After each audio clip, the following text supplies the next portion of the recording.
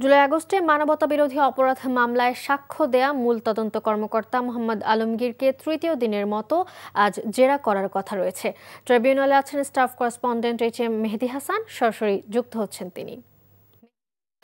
তদন্ত কর্মকর্তা জেরা কি এখনো শুরু হয়েছে কিনা, আর সর্বশেষ কি তথ্য রয়েছে আপনার কাছে জানাবেন।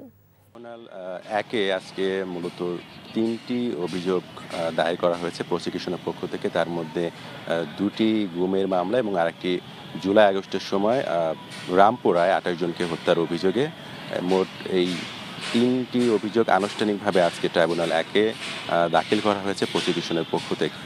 তার মধ্যে 2টি যে গুমের অভিযোগ সেটি মূলত আওয়ামী লীগ আমলে TFI সেল এবং JIC সেলে মোট প্রথমত TFI সেলে 17 জন এবং JIC সেলে 13 জন, মোট 5টি করে আলাদা আলাদা মামলায় 2টি মামলায় অভিযোগে শেখ হাসিনা সহ তারেক আহমেদ সিদ্দিকী সহ মোট 30 জনকে অভিযুক্ত করে আজকে মামলার ফরমাল চার্জটি দেওয়া হয়েছে।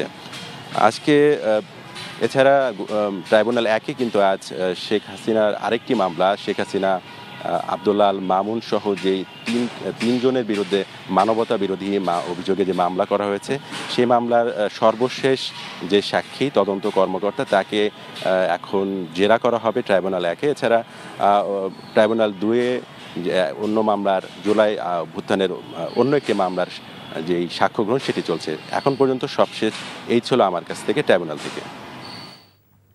জানছিলাম ট্রাইব্যুনালের সর্বশেষ খবর।